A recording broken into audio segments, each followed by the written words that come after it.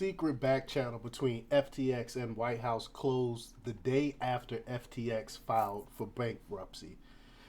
Uh, just finding out more and more stuff about FTX and the corrupt Biden administration and the corrupt Democrat Party. But before we get started, go ahead and hit that like button, share this out so we get this information out there. Subscribe if you're not already a subscriber. Hit that alarm bell so you know when I'm putting out new stuff. Also, check out my link tree in the description. It has a link to my Patreon where I talk about things I can't talk about here.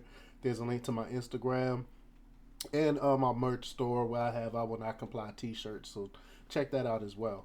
All right, let's talk about this news. A secret back channel between FTX and the Biden White House shut down the day after FTX filed for bankruptcy. In November, the Gateway Pundit reported that billions were sent to Ukraine from the U.S. Ukraine took some of this money and invested it in FTX. FTX took millions of dollars and invested them in politicians. It was basically a money laundering scheme. The far left Washington Post reported on March 3rd that Ukraine was dealing in crypto. So now it makes sense. They said the Ukrainian government has gathered more than 42 million in cryptocurrency donations since Saturday, plus digital artwork, including a limited edition worth roughly $200,000, according to blockchain analytic firm Elliptic.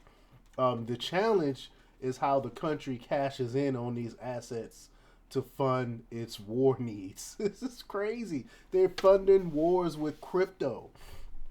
Amid the Russian invasion of Ukraine, the CEO of FTX, Sam Bankman-Fried, has come forward to help a crypto donation project. He humbly announced that FTX will be supporting the Ukraine Ministry of Finance and other communities in collecting crypto donations for the country. The Ukrainian government has received over $60 million in crypto donations from all over the world. And in the Washington Post, they went on to say that FTX CEO Sam Bankman-Fried highlighted that the war in Ukraine has been dragging on. The country is in full need of humanitarian help and access to global financial infrastructure.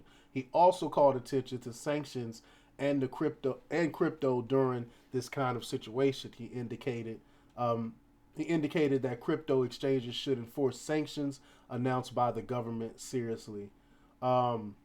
So this is a whole money laundering scheme. We know, even I think it was the Washington Post, but other newspapers went out and admitted back in like 2014, 2015, up to like 2017 that Ukraine was one of the most corrupt nations in the world, and that's why you see our politicians run over there and set up this regime so they can launder money. That was the thing with Burisma and Hunter Biden was over there, and even McCain and Joe Biden. All of them was having business dealings over there because of the corruption. They didn't work. They can launder money and do these money schemes over there. So it makes sense that FTX, which we know was a corrupt company that was money laundering and stuff, that they would go over there and do business over there as well. It makes sense. So what you want to do is you want to look at all the people that got business dealings over there in Ukraine.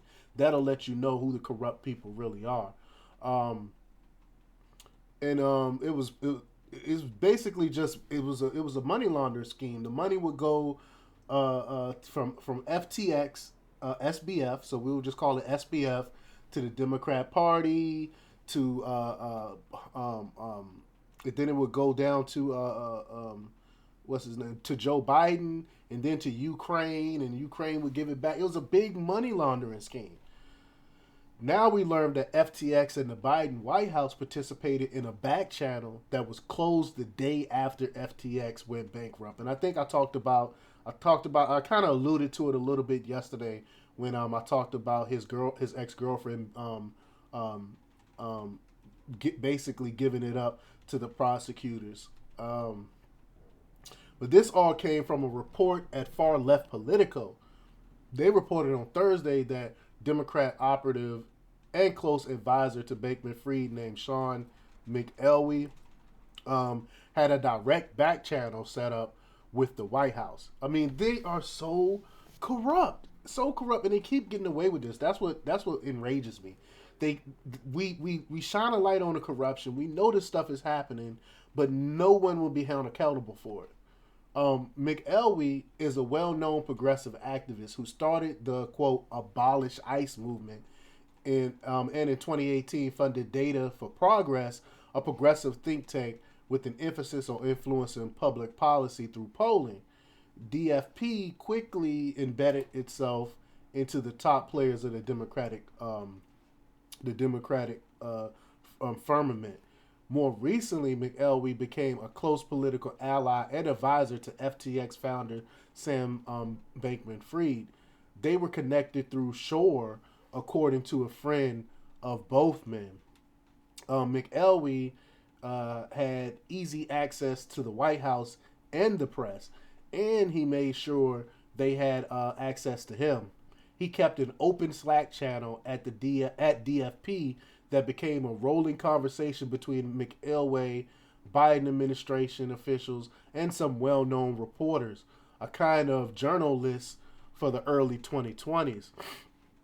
On November 12th, the day after FTX filed for bankruptcy and SBF resigned as CEO, McElwee abruptly shuttered the Slack channel.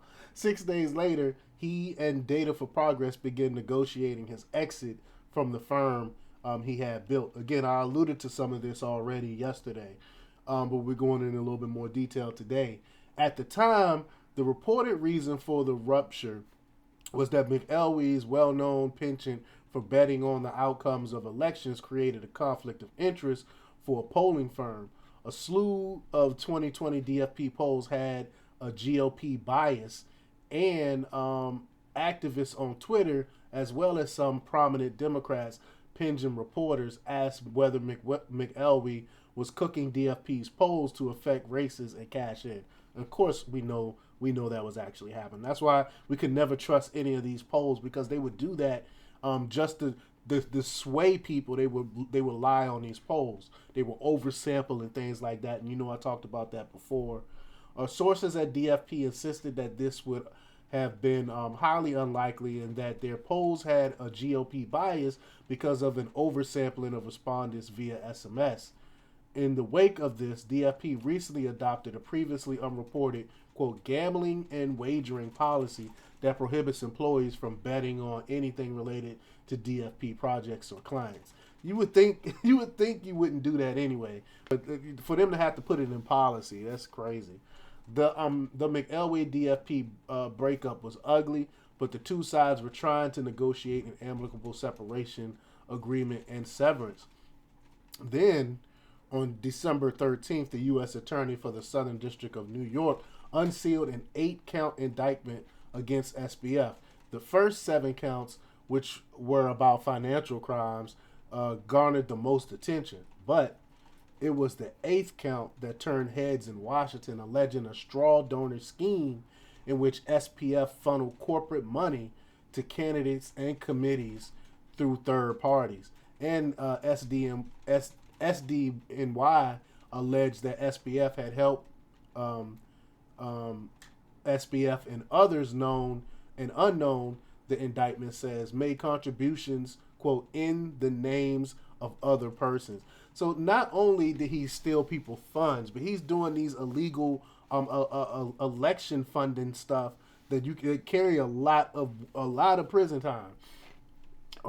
Bunchy and Red State shares to say there are a lot of red flags with this situation is to understate things dramatically, and the questions surrounding the administration's involvement become obvious with this news. What exactly was McElwee operating as an advisor to Bankman-Fried, passing along to the White House?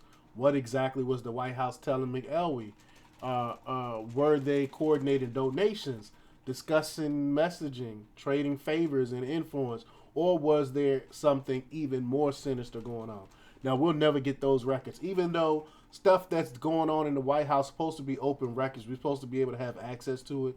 I'm sure they deleted all that stuff, just like the Hillary Clinton emails and stuff like that got deleted, and we'll never really know the extent to how bad it really was. So far, Democrats have done their best to distance themselves from the man who was their second largest donor in 2022. But these relationships aren't going away just because the mainstream press ignores them.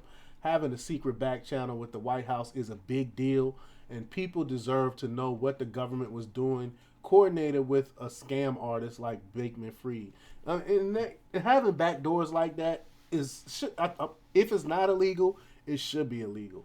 We subsequently learned that over $20 billion awarded to Ukraine this past year is unaccounted for. So, what happened to that $20 billion? Who got it? Maybe the missing billions are not related to FTX at all. We don't know. But we do know that Biden gave billions to Ukraine. Ukraine was involved with FTX, and FTX donated millions to Democrat candidates. They may have talked about this on their back channel, and I think that's why they keep funding Ukraine, is because Ukraine got all the dirt, all the servers, all the dirt, and all the information is in Ukraine. And I think Zelensky is saying, "Look, y'all better give me some more money, or I'm gonna let y'all, I'm gonna let people know how how bad the scheme really is." But let me know what you think. Leave your comments down below. Like, share, and subscribe, and check out democrepublics.com for the latest in news. Until next time, peace. Oh, say, oh, say, oh, say, oh, say, oh, say,